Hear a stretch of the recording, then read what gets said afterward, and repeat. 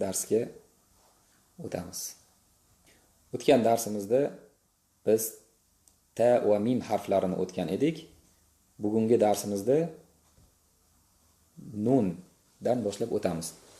Oldin nunning mahrajini ko'rib olsak, nun mana tilimizning old qismi tepa milkimizga tutashgan, tishimizning milkimizga tutashgan joydan sal teparoqqa tegishi natijasida chiqadi va og'zimiz yopilgani uchun bu tilimiz bilan havo yo'nalishi to'laligicha dimog'imizdan chiqadi. Mimda ham buni o'tgan edik. Mim bilan nunning ajralmas sifati g'unna hisoblanadi. Ya'ni 100% havo oqimi demak dimog'imizdan kelishligi kerak bo'ladi. Mimda ham, nunda ham. Va doim talaffuz qilayotganimizda mana shu g'unna sifati bu ikki harfdan ajramaydi hech qachon. Talaffuziga o'tamiz. Na, ni, nu. Demak bu boshida kelishi naninu deb o'qimaymiz. Yuqorida aytganimizdek takror bo'lsa-da esimizda qolishligi uchun harakatlarning o'z haqqi bor. Demak na, ni, nu. Bu ham demak o'tgan darsimizdagi muga o'xshab nunning o'zida g'unna sifati bor, zammada yo'q. Shuning uchun nun bo'lib dimog'imizdan chiqmasligi kerak zamma ham. Nun boshqa, nu boshqa. N dimog'imizdan chiqadi, u esa og'zimizga yo'nalishi kerak havo oqimi. Nu, an, an in un deyilmaydi, chunki shadda bo'lib qoladi agar an in un deb o'qiydigan bo'lsak. Hozirgi o'tgan sifatimiz, ya'ni nazariy tajvidimizda o'tdik, darsimizning avvalgi qismida. Demak, an bunda bayniya sifati bor. Bir muddat turish kerak. An desak rohavaga o'tib ketib qolgan bo'ladi. An desak shadda bo'lib qolgan bo'ladi. Demak, ikkalasini orasida bilinar bilinmas an deb talaffuz qilsak, g'unna ham ado qilingan bo'ladi. Demak, bayniya degan sifati ham ado qilingan bo'ladi. Demak, an, in, zin.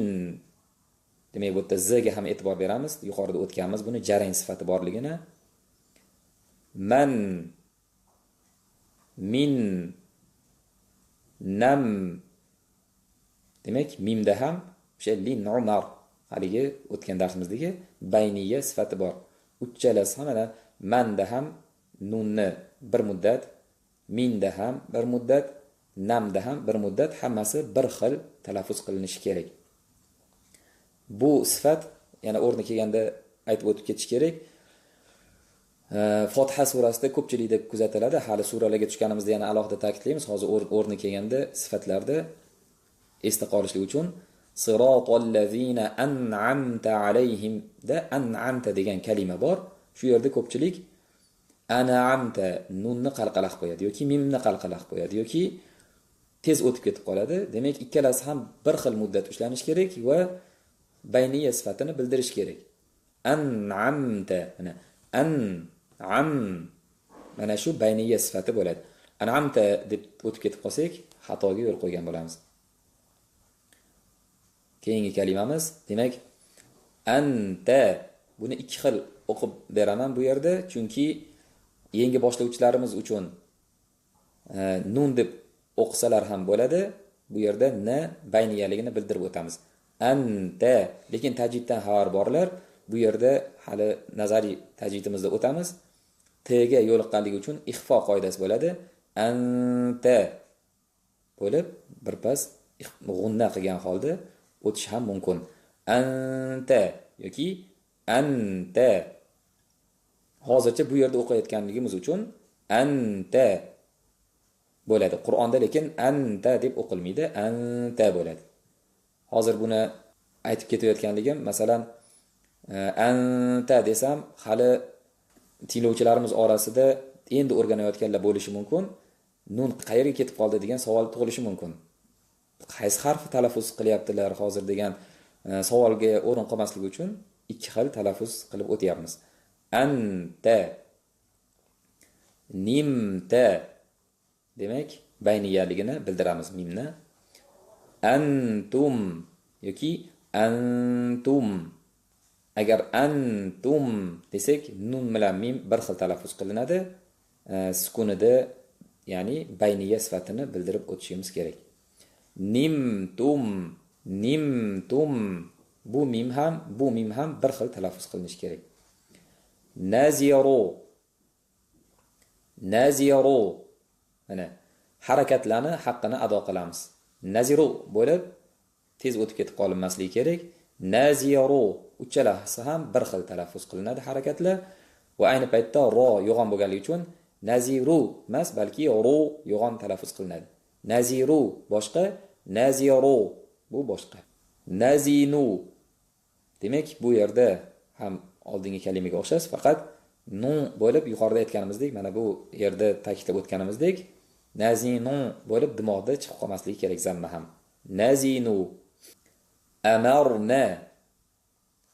Amarna. Bu yerda e'tibor beradiganimiz r qalqala bo'lib qolmasligi kerak. Amarona demaslik lozim va ro bu yerda oldi fathali bo'lib yo'g'on bo'lganligi uchun r ni yo'g'on qilamiz. R ni yo'g'on qilaman deb ma dan boshlamaslik kerak. Amorna bo'lmaydi, balki ma ingichka. Amarna. Lekin ma ni ingichka qilaman deb endi r ham ayni paytda ingichka bo'lib qolmasin. Amarna bo'lmaydi, balki amarna.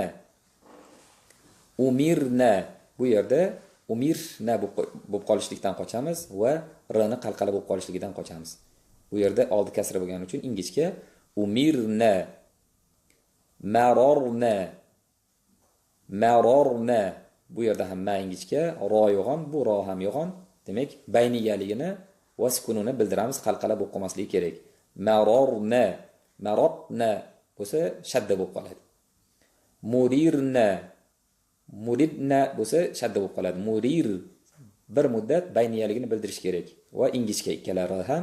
Murirna. Amrorna. Bayniyaligini bildiramiz. Mana ham, rani ham. Amrorna deb tez o'tmaymiz. Amarorna bu qalqala ham bo'lib qolish ehtimoli bor. Shundan ehtiyot bo'lamiz. Amrorna deb talaffuz qilinadi. Bir o'qib beraman.